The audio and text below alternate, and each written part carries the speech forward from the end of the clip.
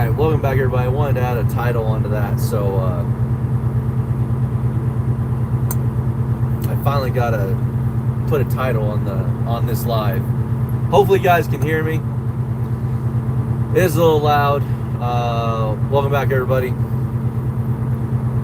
It got real dark outside. Getting a little rain.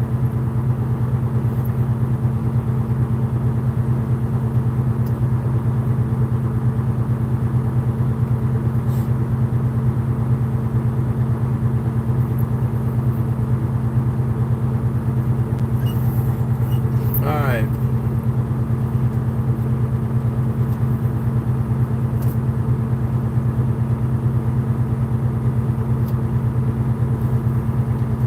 Let me know about any of your guys' experiences with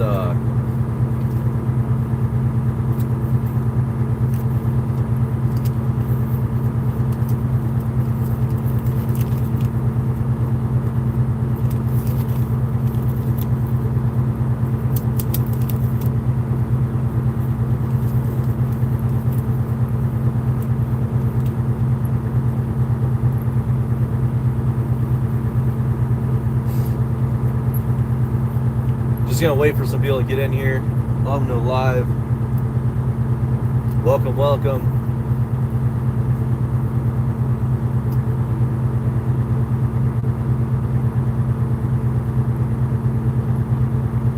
Putting some load data here.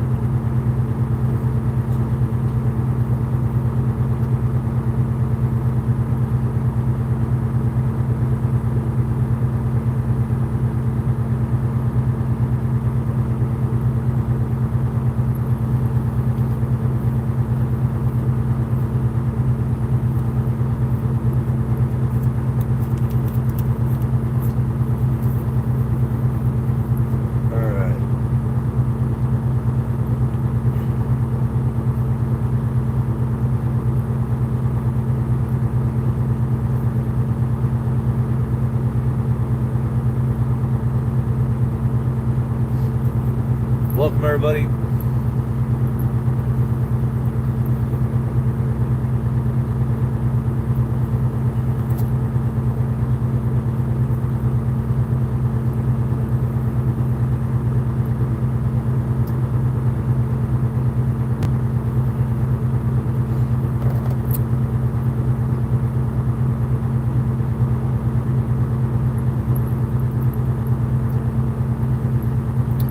So yeah, truck shops definitely.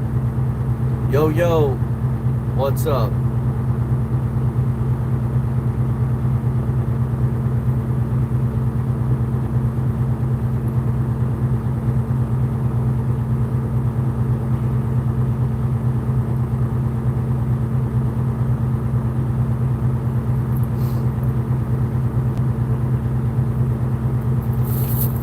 Thanks for the thumbs up. Thank you.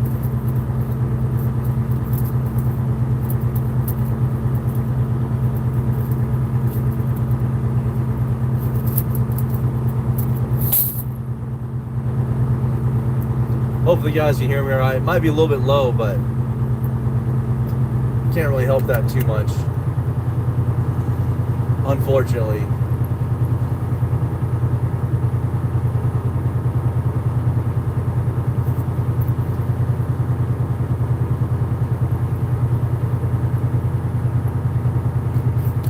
Yeah, I don't know, man. I'm waiting. I'm waiting for some more people to get in here, start asking me some questions, start talking about some trucking stuff, some shop stuff, and how shops suck.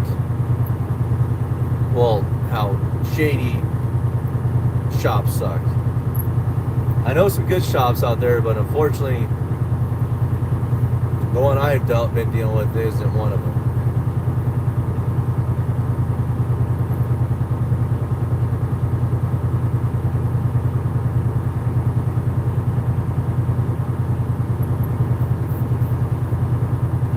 Hopefully people will come in eventually.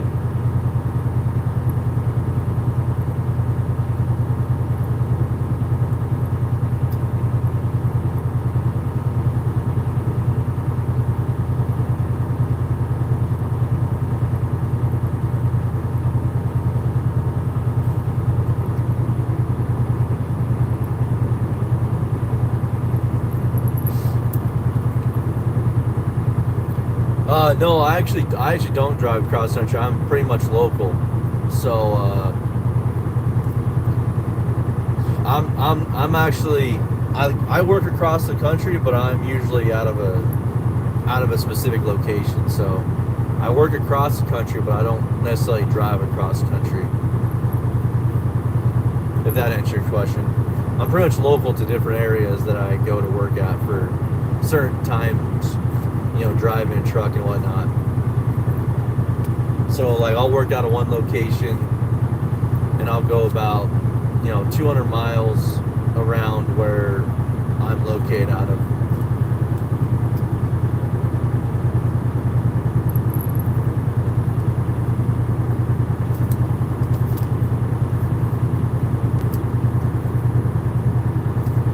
Currently right now I'm in Wyoming, so but I work out of like Colorado, Wyoming, parts of Nebraska sometimes, go get loads over there.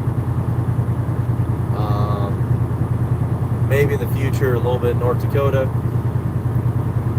Montana.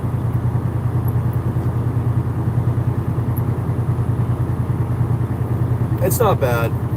Like I don't have to sleep in the truck if I don't want to. So it works out. It's kind of nice.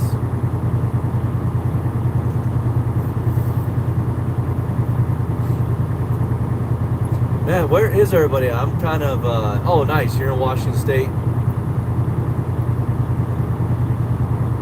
Is it pretty wet and rainy up there?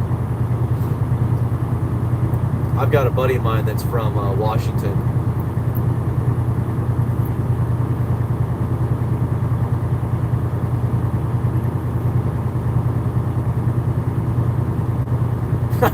I know. I don't know why no one's joining the chat.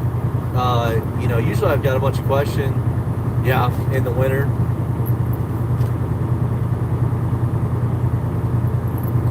Yeah, I was wanting to go up there eventually.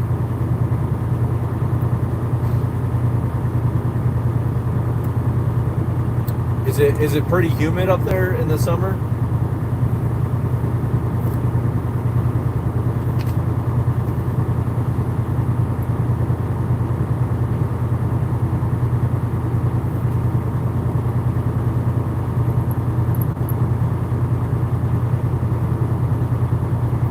Welcome everybody to the live.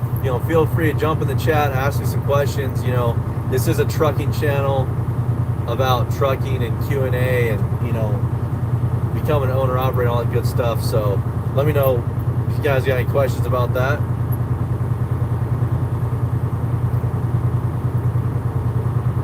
Some of my normal viewers, they must be busy or off today, don't know what, but that's all good.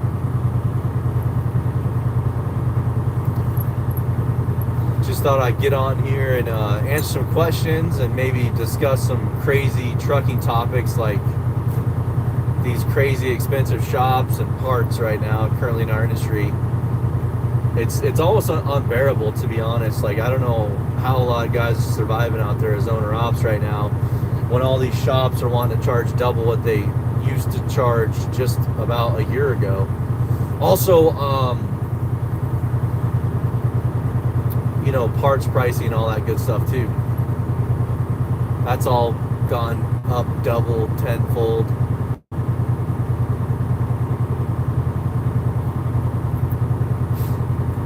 I don't know if you guys have any other questions.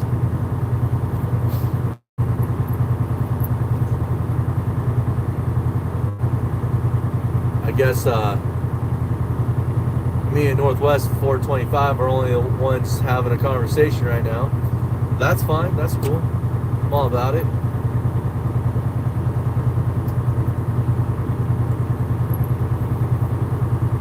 I'll be on here for about another 30 minutes or so.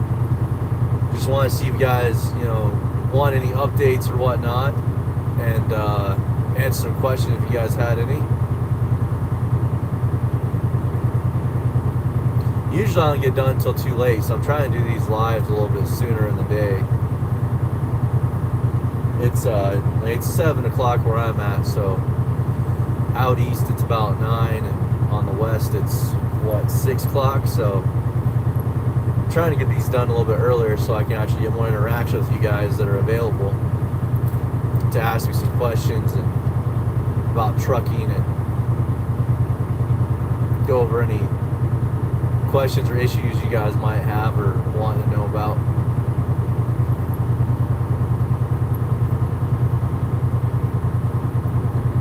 Hopefully you guys can hear me all right. I watched the playback of the other one. It seemed like I was kind of quiet. I don't know why that is. The smartphone, some days it's loud and perfect, and other days it's muffled and quiet. So y'all hang around for a few more minutes, see if you guys have any questions or whatnot.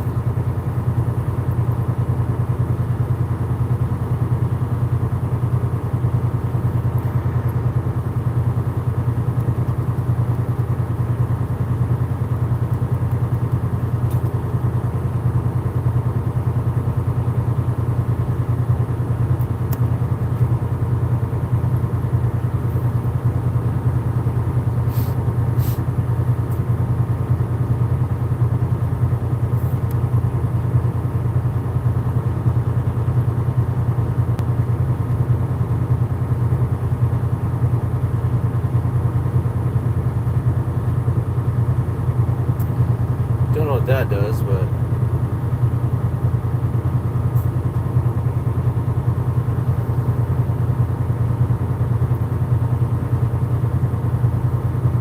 one second, I'm gonna go see what's going on real fast.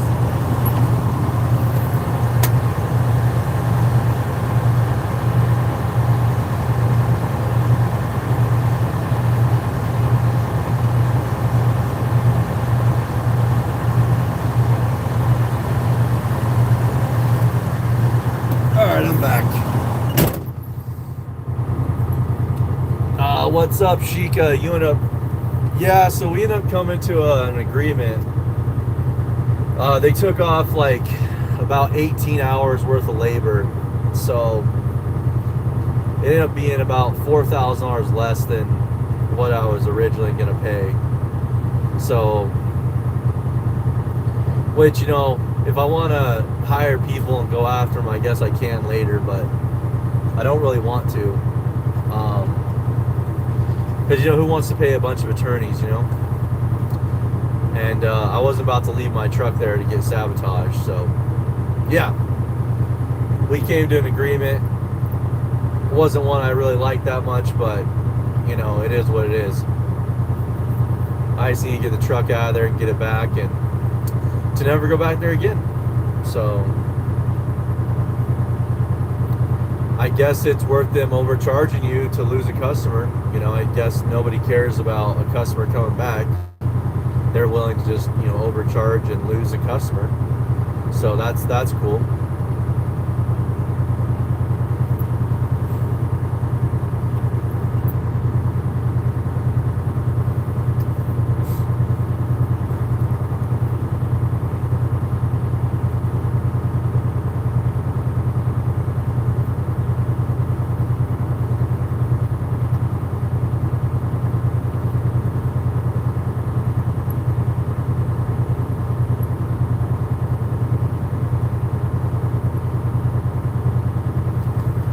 Yeah, it was, man. I mean, it's, you know, they try to justify themselves by like, well, you know, we had this problem and that problem, but at the end of the day, you overcharged me on the work that you did to the truck.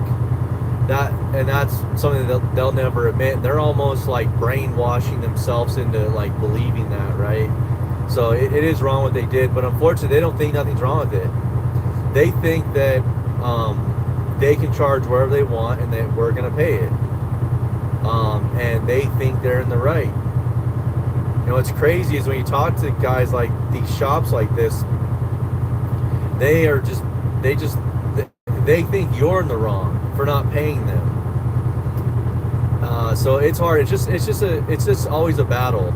You know, drivers versus mechanics, owner operators versus shops, you know, company drivers versus owner operators.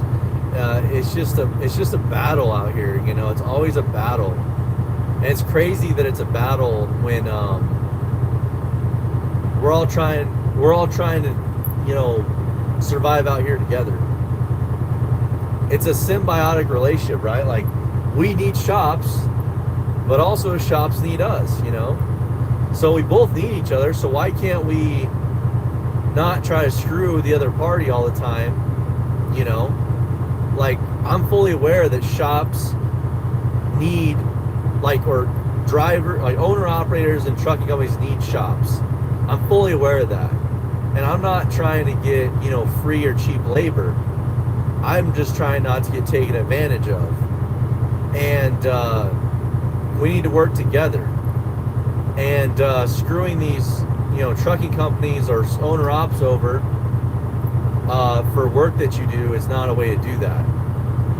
You know, we got enough BS we got to deal with out here. You know, I don't want to have all this anxiety and all this stress when I take my truck to a shop that they're going to end up overcharging me. And now with this sheriff's lien stuff, they have the right to keep my truck until I pay them, even though it was not agreed upon. So essentially I have to pay them to get the truck out. Even going in there with the sheriff doesn't help you, which I tried. And then now you're going to that's what's hard, is like now there's a lot of stress, anxiety about taking my truck to a shop. And even though they give me a quote, you know, they can just overcharge double, say I owe them double, and then rack up the labor hours. And then now, like, I'm in handcuffs over it. Like, I'm in it, backed into a corner where, yeah, I can hire an attorney. Yeah, so basically, you know, if I'm backed into a corner now because they decided to, you know, grossly overcharge me, I've just got to pay it, whatever they say, and then go back after them later. Well, Marty, yeah, people make people go bankrupt. Well, yeah, but in this case, the people are a lot of these shady shops right now is the problem. They're willing to bankrupt their customer or screw over their customer just to make a little bit extra money. That's the problem we have right now. Is, you know, the shop wants to make $5,000 extra on you, so they're going to overcharge you, potentially putting you in chance of going bankrupt or losing that customer. Yeah, I completely agree. Like, there's nothing I would want to do more than go after them. But the only problem is, by the time, and they know this too, I don't have a lot of money. I wish I had a lot of money, because I would more than willingly go after these guys and make an example of them. And, you know, go after them for grossly overcharging. But the problem is by the time I pay an attorney, you know, $2,500 or a few $1,000s, we're basically spending money to not save that much money, right? So say, like, I'd say they overcharged me by easily about $10,000, but I'm going to spend $2,500 to go after them to try to get $10,000 back. So now I'm down to $7,500. And then if there's any more litigation or legal stuff back and forth, well, now it's just chopping away at that amount of money they overcharged me. So it's kind of negligible, unfortunately. And they know this. And then if they decide to die on that hill, right, and, you know, blow their own money and hire an attorney and not settle, then litigation and discovery, and then we just go to court and it just lasts forever. And then I end up paying $5,000 to $10,000. Even if I win, I can maybe have them pay my, you know, attorney fees, but that doesn't always happen. But yeah, that's why I like making these videos, just make people aware of this. That's all I can do, you know. Is just make these videos and try to and do these lives and talk to you guys, the community out there, and kind of let you guys aware of this, that, you know, it really sucks. We're at a serious disadvantage and they can legally extort us for our money if they decided to. But I would definitely, if I had a lot more money and I had some, I would definitely make an example of them just to save other people. But unfortunately, I can't spend an extra $10,000 or $15,000,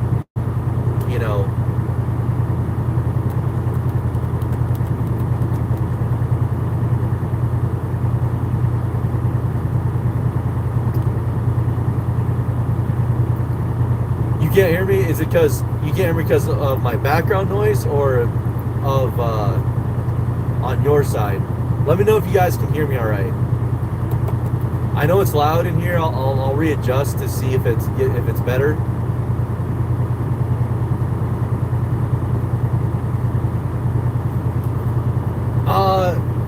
Yeah, we had a lot of problems with one of my other trucks. There was a big slew of issues.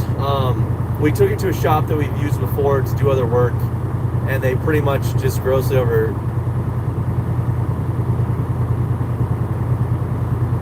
Yeah. That's to be determined. I'm not putting them out yet because I haven't really decided if I'm actually going to go after them or not. Some nights I lie awake pretty pissed off about it, and so I guess what I'm saying is that I might still be going after them. I'm debating that. So if I decide to go after them, I can't publicly put their name out because then that kind of ruins the case a little bit. So before I blast them, and honestly, I kind of need to get more followers, more people, more subscribers, more people that follow my channel to really make a big dent. So if right now, me putting them on blast and calling them out, I don't know if there's enough of you that watch me that would even catch that to not go there. But in case I decide to go after them, that's why I haven't mentioned them yet, like their name or location or anything like that. But yeah, MZ11, there's a bunch of stuff wrong with the truck. Took it to a shop, they grossly overcharged me, made some videos about it, and then I came up against this, basically put me into a corner, and it's either try to fight them legally and they sabotage my truck, or I just pay them and take my business elsewhere. Which honestly, I could take the truck elsewhere just because they had been familiar with the truck and they had done work on it before. That's why I took it back to them. Because sometimes you want a shop that's familiarized with you and your equipment. If you take it to a new shop where they don't know your truck and they don't know kind of what has or hasn't been done, it can be a little bit more of a challenge for them to get it fixed. So I thought, hey, why not? But I guess this shop just is desperate and they just need money. I guess they're just desperate. They don't care about their customers coming back to them. They'd rather screw them good once and have them never come back than just treat them fairly and they'll have a customer for life, right? You think that these, I don't know, I just don't get it. Contractors do this all the time too. This is nothing new in any type of, contractor industry, whether you're a house painter, an HVAC guy, an electrician, you do flooring for a living, whatever you do, there's always these people that would rather screw the customer over and make extra money out of them and not have a return customer than just take care of their customer and not make as much money and then have a customer for life. That's the sad part. And these guys are so arrogant. They just think their crap don't stink. Yeah, well, the sad part about this, Sheik, is that this was a small shop. This wasn't a big shop. Like, this is a mom and pop shop. That's the problem. Is they're kind of more of a high performance shop. To be honest with you, like they build a lot of they're more of a shop that builds engines and stuff like that. So they do a lot more like high performance work. versus just like, you know, normal localized stuff.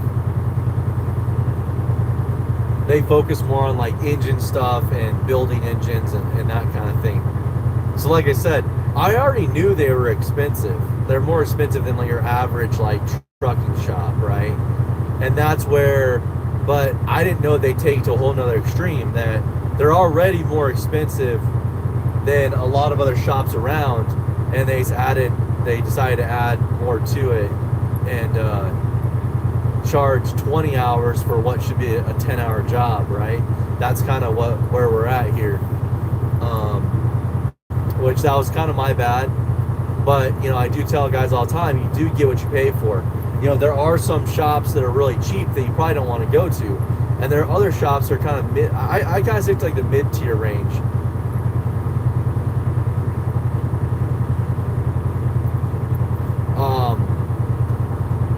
Get a second truck under OIDA insurance. Okay. Are you saying you got a truck under there, or I should get a truck under there? You know, I tried going through them a few years ago, and they said I didn't have enough experience. I don't know why. I've been doing this for 12 years. I got a clean record, and they kind of were like not wanting to approve me. So, but yeah, I usually try to stick with shops that, like, if a shop is like $95 an hour, you might want to be careful. Just because that's on the low range, not just be careful. Some may be okay. I've got some mechanics back home that are around that price that are good.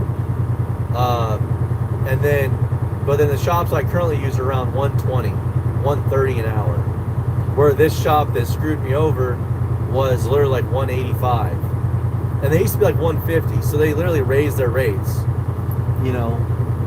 And this is like in the last couple of years, they raised their rates up to 185, which is crazy because dealerships are up to that amount. You know, dealerships are like around $200 an hour for labor, which is insane to me.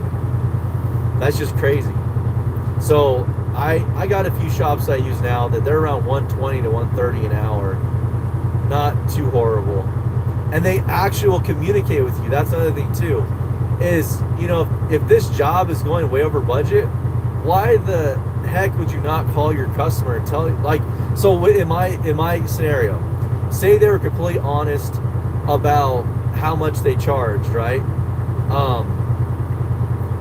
Say they're halfway through my job and they've just gone way over budget, way over hours, just because my truck was extra difficult, you know? These guys never called me and told me that at all. They didn't say, hey man, we're about half of this job. This truck's really giving us a hard time. We've had some hiccups and some struggles.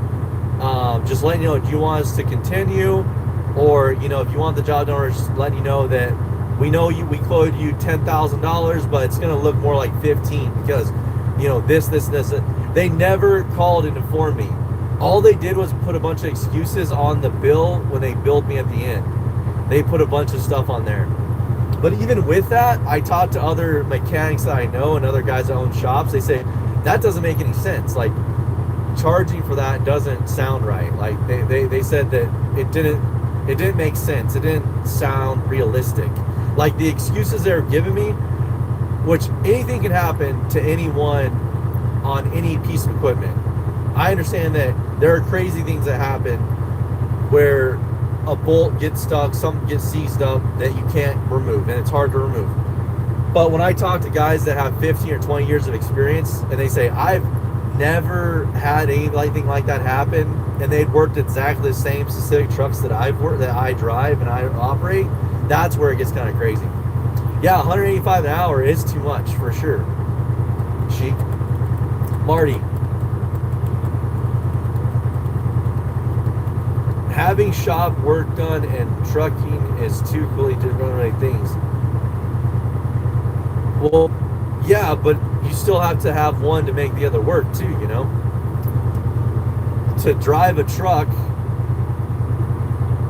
or trucking and having a shop work on your truck is needed to keep your truck trucking. So yeah, they are two separate things, but they're both needed in this to make this dance work. You know, it takes two to tango. You need the truck and you need the shop. Yeah, and honestly, I can do a lot of stuff myself. I really can. But even if I were an ASC certified mechanic, there's still limitations that having a shop would help you, or having a shop do it. So there are a lot of things I can do myself, but there are just those minuscule things that I have to have a shop do. Like easy stuff like starter, alternator, you know, injectors, power steering, gearboxes, like all that stuff I can do myself. I don't want to, because sometimes in the elements I work out of, it's kind of hard, you know, when it's negative 10, 15 degrees outside and I park out on a lot, it's a little hard to do that, you know. I have, though, many times. So, oh my gosh, yeah, I mean, I used to see $80 to $90 an hour back in the day, but that was like 5 years ago. I've never seen, I'd say average is about 110, 120, which that's pretty fair. I might be a little scared to go to someone who's $80 an hour. But I knew some guys that were. But now they're probably, those guys now are more like $90 to $100 an hour. As I get it. Like, I get if you have to raise your prices because of inflation. But don't sit there and gouge the labor hour time, right? Like, if you have to go up to, if you're paying $100 an hour and the guy has to go to $110 an hour, I understand that, you know, everything's getting more expensive. But then when you overcharge for the job, that's where, you know, instead of taking 10 hours, you bill me for 20. That's where we have the problem, right? You know, I don't mind you charging more per hour, but don't gouge me on the labor hours for the job, you know. And they're just doing, and then on top of that, your parts are double, which I get it. Shops can't control that, but sometimes shops add additional charges onto those parts too. Like, I always look at that too. I always call Freightliner and get prices for the parts, so I know what they are. And then when I have work done at the shop, I basically get that. I look at that invoice. I look at what those parts cost. And really crazy, this shop that like screwed me, they didn't do that, which is kind of bizarre because that's usually like 1 second, guys.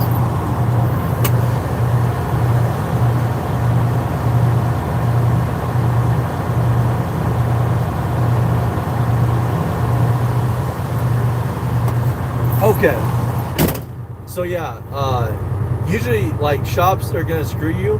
Their MO is like overcharge you on parts. So it's kind of crazy. This shop actually didn't do that. They just overcharged me on the labor hours.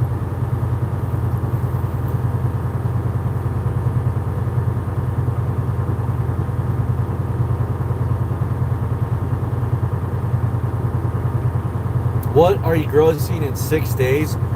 If you have $10,000 repair, you'd be $4,000 of head to do it yourself in a week. Well, that is true and not true, right? So if I have a couple different, I have a few different trucks, right? So if I can jump in another truck and continue working, and then take that truck and let them work on the truck, that's where you can make more money, or at least break even, to where, you know, I'd say in 6 days, that's around $7,000, right, on average for me. So gross about anywhere from $5,000 to $8,000. So if I can keep working, that would be the point to